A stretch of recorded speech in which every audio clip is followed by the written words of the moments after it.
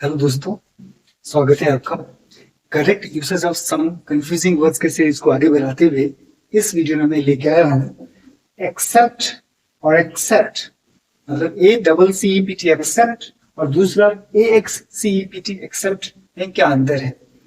दोनों स्पेलिंग्स पे तो अंतर है, लेकिन कई बार क्या होता है बहुत मिलता जुलता है तो कंफ्यूजन होता है कि एक्सेप्ट और एक्सेप्ट प्रोनाउंसिएशन लगभग कई बार सेम सा भी सुनाई देता है।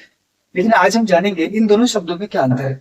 पहला, सबसे पहले तो ये दोनों ही शब्द वर्ब के तौर पे इस्तेमाल होते हैं। एक्सेप्ट ये जो सेकेंड वाला वर्ड है ये एक और पार्ट्स ऑफ स्पीच जैसे कि कंजंक्शन के तौर पे भी इसका इस्तेमाल होता है। जब हम एक्सेप्ट की बात करते हैं तो दोनों ही वर्ब के रूप में इसका क्या अर्थ है इसको दिखाने के लिए वन वी, मतलब पहला वर्ब के रूप में, दूसरा वर्ब के रूप में। यहाँ भी जब एक्सेप्ट की बात आई, एक्सेप्ट में पहला वर्ब के रूप में, दूसरा कंजंक्शन के रूप में क्या मीनिंग होता है उसको दिखाते हुए एग्जाम्पल सेंटेंस लिखा है। तो जैसे पहला एक्सेप्ट वर्ब के रूप में होता है एक्सेप्ट, स्वीकार करना, ACCEPT स्वीकार करना। अब स्वीकार दो तरह से हो सकता है। एक तो किसी ने कोई चीज दिया तो स्वीकार किया, या किसी ने कोई शर्त रखा तो स्वीकार किया। नहीं, तो दोनों ही सेंस में एक्सेप्ट यूज हो सकता है। पहला है टू एग्री टू समथिंग, किसी चीज से सहमत होना, किसी के शर्त से सहमत होना, किसी के कंडीशन से सहमत होना, राइट। और दूसरा किसी ने कुछ दिया उसको स्वीकार करना, उसके लिए भी मतलब टू रिसीव समथिंग ऑफर, किसी ने कुछ दिया, किसी ने कोई ऑफर किया, उस ऑफरिंग को स्वीकार करना एक्सेप्ट होगा। जैसे अगर ये दिखाना हो कि किसी चीज से स्वीकार करना, मतलब टू एग्री टू समथिंग, तो उसके लिए लिखिए I can't accept your condition, मतलब तुम्हारे शर्तों को मैं स्वीकार नहीं कर सकता। या कोई चीज को ऑफर किया उसको स्वीकार करना, तो क्या हो गया I would be pleased to accept your offer, तुम्हारे ऑफर को स्वीकार करके मुझे खुशी होगी।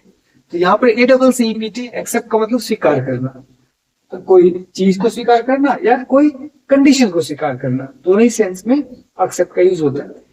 अब क्या है एक्सेप्ट का EXCPT, बेसिकली एक्सेप्ट ना करेक्ट यूसेज में ज्यादातर कंजंक्शन के तौर पे इस्तेमाल होता है, लेकिन इसका वर्ब का भी यूज है।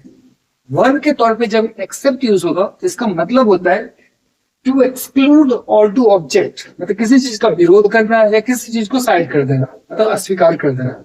टू एक्सक्लूड मतलब कंसिडरेशन में नहीं रखना, या ऑब्जेक्ट कर देना मतलब उसका विरोध करना। जैसे यहाँ पर एग्जाम्पल है, तो lawyer accepted all his logic in the court, court में उसके सारे तर्कों को निराधार साबित कर दिया लॉयर ने। यहाँ पे है ना एक्सेप्टेड मैंने ऑब्जेक्ट किया, मैंने उसका विरोध किया, या निराधार साबित कर देना मतलब बेसलेस साबित कर देना, उस सेंस में एक्सेप्ट का यूज होता है। तो कंजंक्शन के तौर पे क्या है, एक और बता दूं, एक्सेप्ट का इस वर्ब के रूप में ना बहुत कम ही यूज होता है। अब जनरली आप बहुत कम देखेंगे, लेकिन कहीं कहीं होता है, इसीलिए इसको लिखा। अब जब कंजंक्शन की बात आती है तो कंजंक्शन का मतलब क्या होता है, एक ऐसा शब्द जो दो, एक ऐसा कंजंक्शन वो पार्ट ऑफ स्पीच है जो किसी दो शब्द को या दो सेंटेंस को या दो क्लॉज को जोड़ता है। मैंने दो कंजंक्शन मैंने साथ में लाने का काम करता है, दो को या दो से अधिक को, मतलब जब कोई दो को जोड़ना पड़ेगा तब क्या करेंगे, कंजंक्शन प्रोड्यूस करेंगे। तो कंजंक्शन के तौर पे एक्सेप्ट का यूज होता है without, with the exception of. Conjunction के तौर पे एक्सेप्ट का अर्थ हुआ with the exception of, exception मतलब उसके बिना। जैसे उदाहरण के तौर पे all my friends except me attended the party, मतलब मेरे सारे दोस्त मेरे अलावा पार्टी को अटेंड किया, मतलब मेरे अलावा मेरे सारे दोस्तों ने पार्टी को अटेंड किया। मेरे अलावा, ये जो अलावा है ना विद द एक्सेप्शन ऑफ, मतलब जिसमें मैं नहीं था, उसके लिए वर्ड आ गया एक्सेप्ट मी।